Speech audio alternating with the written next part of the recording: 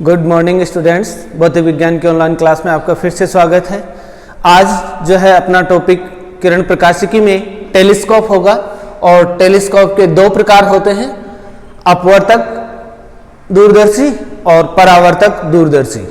इन दोनों के बारे में आज अपन पढ़ने वाले हैं। तो देखो, सबसे पहले तो है टेलीस्कोप दूरदर्शी। दूरदर्शी क्या होती है? नाम से पता चल रहा है, दूरदर्शी ऐसा प्रकाशीय उपकरण जिसकी सहायता से दूरस्थ पिंडों को, दूरस्थ बिंबों को स्पष्ट रूप से देखा जा सके। देखो, टेलीस्कोप या दूरदर्शी की सहायता से जिन बिंबों को देखा जाता है वो वास्तविक आकार में बहुत बड़े होते हैं, जैसे तारे हैं, चंद्रमा है, या बहुत दूरी पर चल रहे वायुयान हैं, तो उनको टेलीस्कोप की सहायता से देखा जाता है। आकार उनका बहुत बड़ा होता है, लेकिन वो बहुत अधिक दूरी पर होने के कारण, कल अपन ने चर्चा की थी दर्शन कोण के बारे में, तो वो जो बिंब हैं वो आकार में बहुत बड़े होते हुए भी नेत्र के लेंस पर जो दर्शन कोण आंतरित करते हैं वो दर्शन कोण बहुत ही छोटा होता है। बिंब बहुत अधिक दूरी पर होने के कारण उसका नेत्र पर बनने वाला जो दर्शन कोण है वो दर्शन कोण बहुत ही छोटा होता है। दर्शन कोण छोटा हो जाने के कारण नेत्र पर उसका जो प्रतिबिंब बनता है वो प्रतिबिंब बहुत छोटा बनता है, इतना छोटा बनता है कि आप उसको स्पष्ट रूप से देख नहीं पाते हैं। इसलिए दूरदर्शी क्या करता है, बहुत बड़े आकार वाले दूरस्थ पिंडों का प्रतिबिंब नेत्र के समीप बनाकर उनके दर्शन कोण को बढ़ा देता है।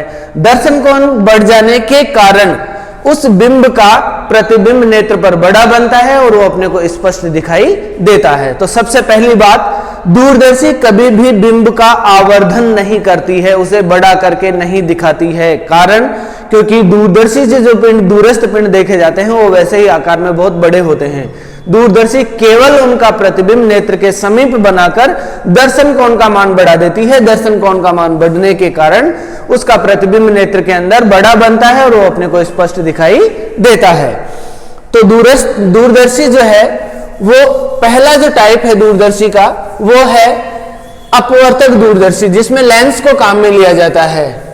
तो पहली टाइप जो है वो है अपवर्तक दूरदर्शी, रिफ्रैक्टिंग टेलीस्कोप। इसके बारे में पढ़ेंगे। देखो, अपवर्तक दूरदर्शी लगभग सेम सी है संयुक्त सूक्ष्मदर्शी की।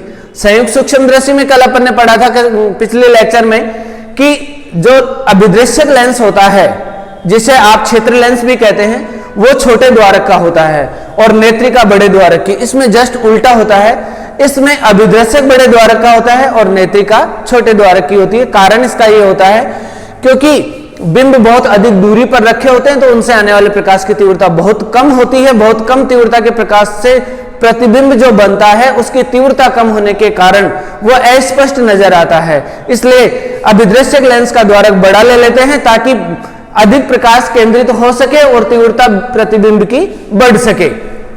तो देखो, अपवर्तक दूरदर्शी में जो है अभिदृश्यक और नेत्रिका दोनों ही लेंसों को एक दंड चक्र नाम की नलिका होती है, उस नलिका में इस तरह से लगाते हैं कि दोनों का मुख्य अक्ष एक ही रहे।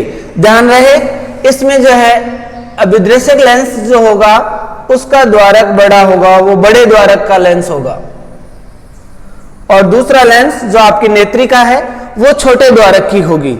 तो ये तो है आपका क्षेत्र लेंस भी बोल सकते हैं और इसको अभिदृश्यक लेंस भी बोल सकते हैं।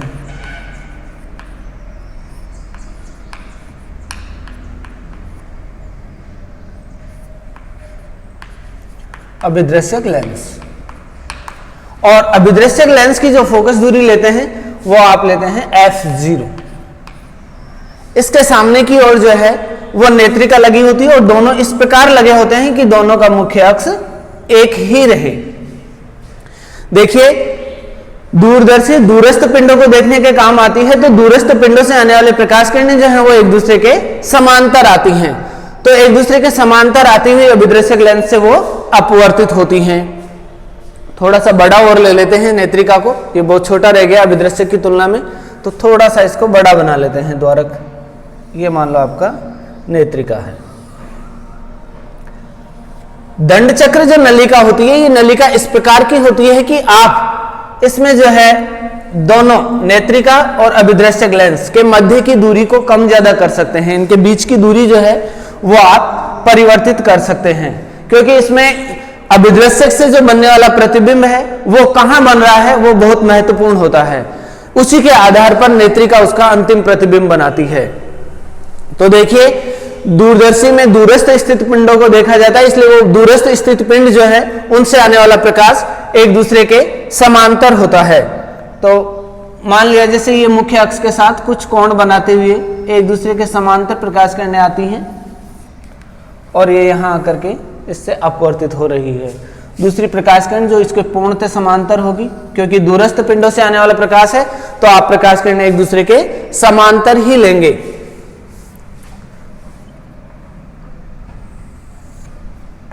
तो मान लिया एक दूसरे के समांतर प्रकाश किरणें आ रही हैं, प्रकाशिक केंद्र से होकर आएगी, वो इसलिए सीधी गुजर जाती है, और अन्य बिंदु से आ रही है वो मान लो अपवर्तित होकर इस तरह से जो है मुख्य अक्ष को काटती हुई यहां प्रतिबिंब बनाती है। दोनों एक दूसरे को यहां काटेंगी, जहां क्रॉस कर रही हैं वहां आपका प्रतिबिंब बनेगा। तो मान लिया इधर बहुत अधिक दूरी पर स्थित जो है कोई बिंब है ए बी, उस ए बी बिंब का यहां पर ए डैश बी डैश के रूप में प्रतिबिंब बन रहा है, ए डैश बी डैश। ये जो प्रतिबिंब बन रहा है ए डैश बी डैश, ये आपकी नेत्रिका के लिए किसका काम करेगा? बिंब का कार्य करेगा। तो नेत्रिका जो है इसका अंतिम प्रतिबिंब जो है वो सामने की ओर बनाती है। तो इसमें भी वही दो स्थितियां होंगी, आपका अंतिम प्रतिबिंब अनंत पर बने और अंतिम प्रतिबिंब स्पष्ट दृष्टि की न्यूनतम दूरी पर बने। तो जिसमें अधिकतम स्थिति यही लेते हैं कि आपका अंतिम प्रतिबिंब जो है वो कहां बने? अनंत पर बने। तो अनंत पर कब बनेगा? जब अभिदृश्यक लेंस जो है प्रतिबिंब बना रहा है वो प्रतिबिंब नेत्रिका के प्रथम फोकस पर बने, तो आपका अंतिम प्रतिबिंब जो है वो कहां बन जाएगा? अनंत पर बन जाएगा। यानी कि ये प्रकाश किरणें एक दूसरे के समांतर आती हुई प्रतीत होती हैं। तो देखिए मान लिया अभिदृश्यक की फोकस दूरी f0 है। देखो प्रकाश किरणें एक दूसरे के समांतर आ रही हैं, तो समांतर आती हुई प्रकाश किरणें जो है वो हमेशा कहां फोकसित होती हैं? फोकस बिंदु पर फोकसित होती हैं। तो a डैश b डैश जो प्रतिबिंब बन रहा है वो अभिदृश्यक के फोकस बिंदु पर बनेगा, इसलिए ये जो दूरी होगी वो क्या होगी? f0 होगी, जो कि अभिदृश्यक लेंस की फोकस दूरी है। अब नेत्रिका के जो प्रथम फोकस है उसके ऊपर ही अगर प्रतिबिंब a डैश b डैश बनेगा तो ही आपका अंतिम प्रतिबिंब जो है वो अनंत पर उल्टा बनता है। तो नेत्रिका की जो फोकस दूरी है वो मान ली कितनी है? fe है, और ये जो प्रतिबिंब है वो बिल्कुल इसी के ऊपर बने। देखो दोनों लेंसों की मध्य की दूरी को इस प्रकार से संयोजित रखते हैं, इस प्रकार से व्यवस्थित रखते हैं कि अभिदृश्यक लेंस जो बिंब का प्रतिबिंब a डैश b डैश बनाता है वो प्रतिबिंब नेत्रिका के प्रथम फोकस बिंदु पर बने।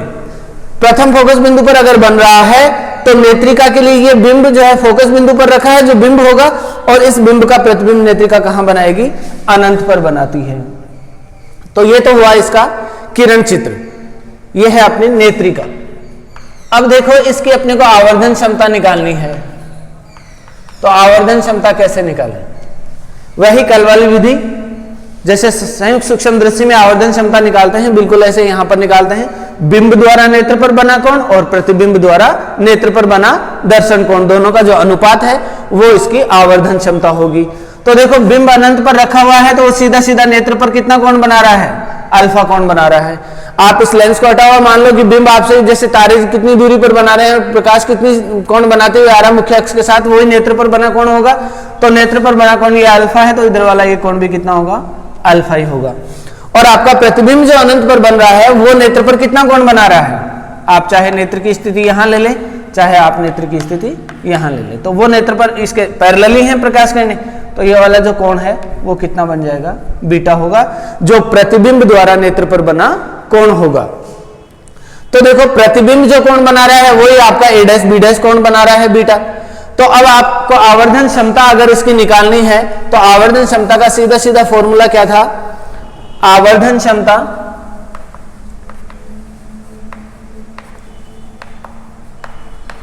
बराबर होगा प्रतिबिंब द्वारा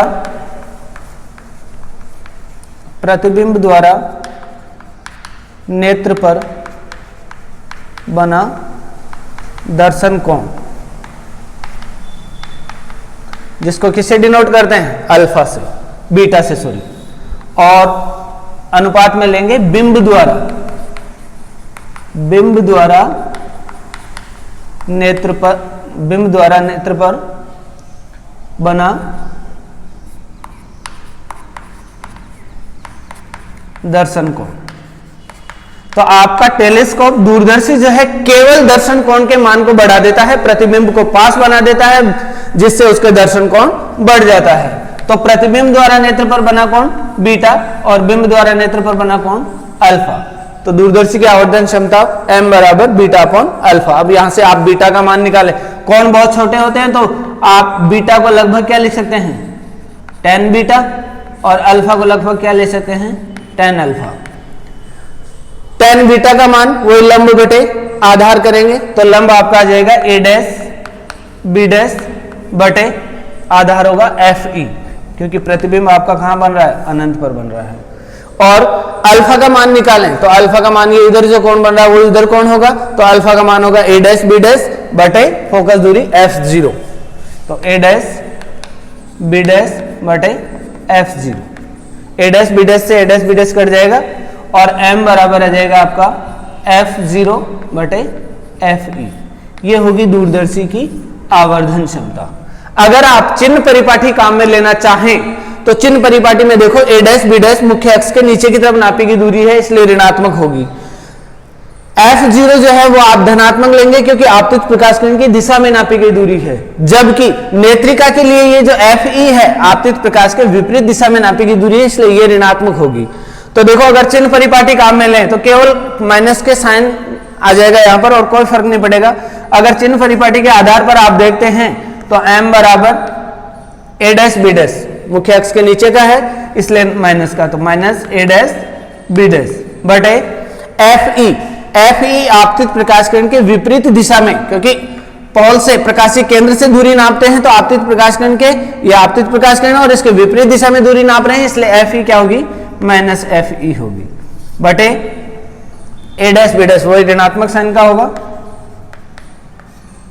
और f0 आपतित प्रकाश किरण की दिशा में, क्योंकि इस लेंस के लिए है तो आपतित प्रकाश किरण की दिशा में नापी की दूरी है जो प्लस की होगी f0। तो इसको हल करेंगे तो m बराबर आ जाएगा माइनस f0 बटे fe। तो आप सीधा ये भी काम में ले सकते हैं और बिना साइन के सीधा ये भी ले सकते हैं। तो देखो आवर्धन क्षमता जो है दूरदर्शी की वो क्या आ रही है, f0 बटे fe। f0 क्या है, अभिदृश्यक लेंस की फोकस दूरी, और fe क्या है, नेत्रिका की फोकस दूरी। तो आवर्धन क्षमता बढ़ेगी कब, जब आप नेत्रिका की फोकस दूरी क्या लेंगे, छोटी। तो इसीलिए एक कारण ये भी है कि अभिदृश्यक लेंस का द्वारक बड़ा लेते हैं और उसकी फोकस दूरी अधिक लेते हैं, नेत्रिका का द्वारक छोटा और उसकी फोकस दूरी कम ली जाती है, ताकि आवर्धन क्षमता जो है वो ज्यादा से ज्यादा हो सके। तो ये थी पर अपवर्तक दूरदर्शी, जिसमें प्रतिबिंब जो है इस तरह से बनता है और ये वाली इसकी आवर्धन क्षमता इस तरह से ज्ञात करते हैं। देखो इसमें एक मुख्य दोष होता है, दो प्रकार के दोष होते हैं अपवर्तक दूरदर्शी में। एक तो होता है गोलीय विपतन, गोलीय विपतन, गोलीय विपतन का दोष होता है, और दूसरा जो दोष होता है वो होता है वर्ण विपतन का।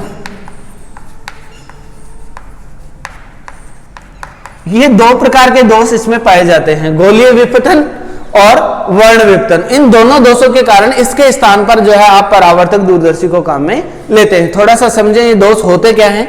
देखिए गोलीय विपतन का दोष तो क्या होता है, आपका अभिदृश्यक लेंस बहुत बड़ा होगा, द्वारक बड़ा रखेंगे तो बहुत बड़ा होने के कारण जो है इसकी गोलाई हर जगह एक समान नहीं रह पाती, बहुत सावधानी पूर्वक बनाने पर भी इसकी गोलाई जो है वो पूर्णतः एक जैसी नहीं हो पाती, और इसके प्रतिबिंब जो हैं वो आने वाली प्रकाश किरणों को ये एक जगह फोकसित नहीं कर पाता है। जैसे मान लो ये प्रकाश किरणें आ रही हैं जो एक दूसरे के समांतर हैं, तो समांतर होते हुए भी ये प्रकाश किरणें जो है इस तरह से फोकसित हो जाती हैं, थोड़ा बहुत इनमें जो है वेरिएशन आ जाता है इस तरह से। तो प्रतिबिंब आपका किसी एक स्थान पर न बन करके अस्पष्ट बन जाता है। क्यों? क्योंकि जो लेंस है आपका अभिदृश्यक लेंस, जिसका द्वारक बहुत बड़ा लेते हैं तो मोटाई बहुत अधिक हो जाती है। मोटाई अधिक होने के कारण इसकी जो ये वक्रीय सतह है वो एक जैसी नहीं रह पाती, और थोड़ा बहुत भी डिफेक्ट आ जाता है तो प्रतिबिंब जो है वो अस्पष्ट बनने लग जाता है। तो ये वाला जो दोष होता है वो गोलीय विपतन का दोष होता है, यानी कि लेंस की जो गोलाई वो एक जैसी नहीं रह पाती है। दूसरा जो दोष है वो है वर्ण विपतन का दोष। देखो इससे आने वाला प्रकाश, दूरदर्शी में दूरस्थ पिंडों से आने वाला प्रकाश श्वेत प्रकाश होता है, और श्वेत प्रकाश जब लेंस में प्रवेश करता है तो सातों रंगों का वेग लेंस में अलग अलग होता है, और उनका जो अपन ने वर्ण विक्षेपण देखा था वो भी अलग अलग कोण पर होता है। तो कोणीय विचलन अलग होगा और उनका जो है वेग भी अलग अलग होगा, तो वो रंग अलग अलग बट जाते हैं। अलग अलग बट करके अलग अलग रंग का प्रतिबिंब अलग अलग जगह बनने लगता है। अलग अलग जगह बनेगा तो अस्पष्ट प्रतिबिंब बन जाएगा। अस्पष्ट प्रतिबिंब बनेगा, आपने को दिखाई साफ स्पष्ट दिखाई नहीं देगा। तो ये जो दोष है वो कहलाता है वर्ण विपतन का दोष। तो देखो जो अपवर्तक दूरदर्शी होती है उसमें मुख्यतः ये दो दोष होते हैं, और एक और होता है इसका, वो ये होता है कि लेंस को अपने को दोनों तरफ से जो है खुला रखना होता है। तो फिर इसका आकार बड़ा होने के कारण बहुत भारी होता जाता है, और बहुत भारी लेंस को उसके नुकीले किनारों पर रोक पाना असुविधाजनक होता है, बहुत मुश्किल होता है, क्योंकि इसका वजन अधिक होने के कारण किनारे टूटने का डर होता है, क्योंकि आप दोनों तरफ तो आधार प्रदान कर नहीं सकते, केवल किनारों के सहारे रोकना होता है, और किनारे बहुत नुकीले पतले होते हैं तो वो टूट जाते हैं, इसलिए लेंस खराब हो जाता है। तो तीन प्रकार के दोष इसमें पाए जाते हैं, गोलीय विपतन का दोष, वर्ण विपतन का दोष, और बहुत भारी होने के कारण किनारों पर रोकना असुविधाजनक होता है। तो इन तीनों के कारण जो है अपवर्तक दूरदर्शी के स्थान पर आप परावर्तक दूरदर्शी को काम में लेते हैं। तो अब आगे पढ़ेंगे परावर्तक दूरदर्शी। देखो ये है इसकी अपवर्तक दूरदर्शी की आवर्धन क्षमता, और इसमें क्या होता है कि दोनों लेंसों के मध्य की जो दूरी है वो दोनों लेंसों की फोकस दूरियों के योग के बराबर होती है। देखो यहां तक अभिदृश्यक लेंस की फोकस दूरी है, और जहां प्रतिबिंब बन रहा है वहां से यहां तक ये नेत्रिका की फोकस दूरी है। तो दोनों की फोकस दूरियों का जो योग है वो दोनों लेंसों के बीच की दूरी के बराबर होता है, जिसको कहते हैं ट्यूब लंबाई।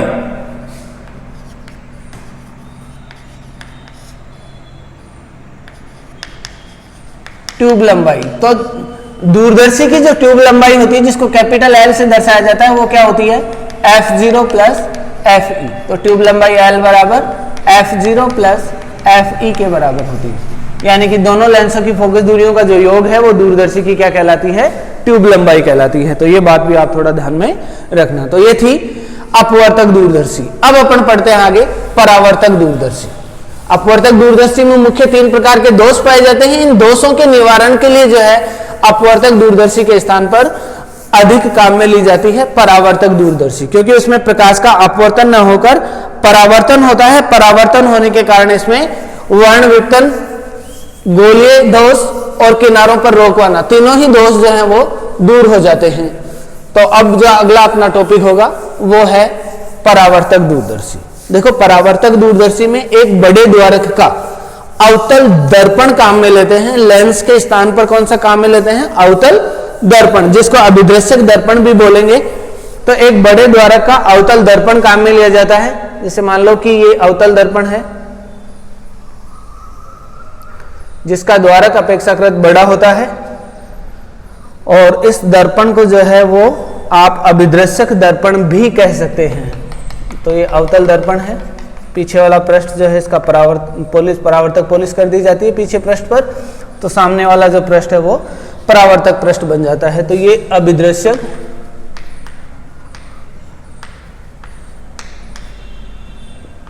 दर्पण, अवतल दर्पण है।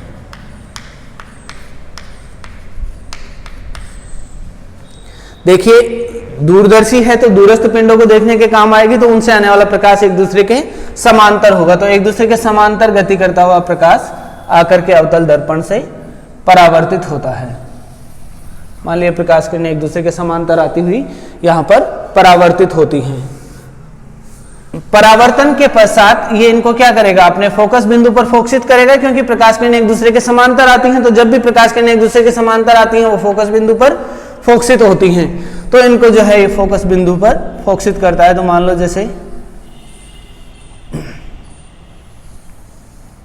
इनको अगर आगे बढ़ाएं तो मान लिया ये प्रकाश किरणें यहां पर एक दूसरे पर फोकसित हो रही हैं इस बिंदु पर, लेकिन ये जहां फोकसित हो उससे पहले ही आप 45 डिग्री के इनके साथ, इसका जो मुख्य अक्ष है अवतल दर्पण का, उसके साथ 45 डिग्री के कोण पर झुका एक समतल दर्पण लगा देते हैं सामने की ओर। एक समतल दर्पण होता है जो आपतित प्रकाश किरणों के साथ कितने डिग्री के कोण पर झुका होता है, 45 डिग्री के कोण पर झुका होता है। तो ये फोकसित होने से पहले ही इनको क्या कर देगा, परावर्तित कर देगा। तो ये प्रकाश किरणें यहाँ फोकसित होनी चाहिए थी, उससे पहले ये इनको परावर्तित कर देता है। तो जो बिंब है उसका अवतल दर्पण यहाँ प्रतिबिंब बनाता है जो बिंब से छोटा होगा और उल्टा बनेगा, लेकिन वो प्रतिबिंब बने उससे पहले ही सामने की ओर जो है 45 डिग्री के कोण पर झुका एक समतल दर्पण लगा देते हैं। समतल दर्पण इन प्रकाश किरणों को परावर्तित कर देता है और यह परावर्तित होकर सामने की ओर इस तरह से गति करती है। अब क्या करते हैं, इनके सामने एक उत्तल लेंस लगाते हैं जिसका द्वारक छोटा होता है। छोटे द्वारक का उत्तल लेंस होता है, इसलिए वर्ण विवर्तन और गोलीय विवर्तन वाला दोष उसमें होगा ही नहीं। मान लिया ये आपके उस उत्तल दर्पण का मुख्य अक्ष है, जो आपने उत्तल दर्पण लगाया है और उत्तल दर्पण लगाया उसका ये मुख्य अक्ष है। तो यहां पर उत्तल दर्पण लगा देते हैं। इसका द्वारक छोटा होता है, छोटा द्वारक होने के कारण जो है इसमें वर्ण विवर्तन या गोलीय विवर्तन वाला कोई दोष उत्पन्न नहीं होता है। अपवर्तक दूरदर्शी में जो अभिदृश्यक लेंस था उसका द्वारक बहुत बड़ा था, इसलिए उसमें जो है वर्ण विवर्तन का दोष उत्पन्न होता था, इसमें ऐसा नहीं होगा। तो ये प्रकाश किरणें आकर के इसमें अपवर्तित होती हैं। अपवर्तित होने के पश्चात ये जो है व्यक्ति की नेत्रिका तक पहुंचती हैं। तो ये जो प्रतिबिंब है, इन प्रकाश किरणों का अंतिम प्रतिबिंब बहुत बड़ा और सीधा करके बना देता है।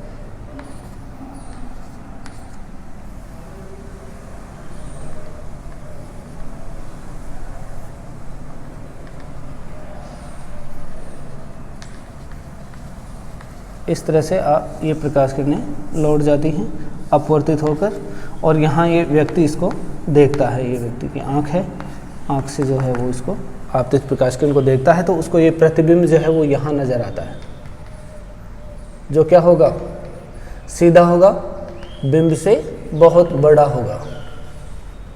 तो ये A double dash B double dash के रूप में अंतिम प्रतिबिंब बनता है। उसको यूं लगता है जैसे प्रकाश किरणें इधर से आ रही हैं, जो वास्तव में इस दर्पण से परावर्तित होकर आ रही होती हैं। तो ये उत्तल लेंस है। देखिए एक बार फिर से समझ लें, यह है परावर्तक दूरदर्शी है जिसमें एक बड़े द्वारक का अभिदृश्यक अवतल दर्पण लगा होता है।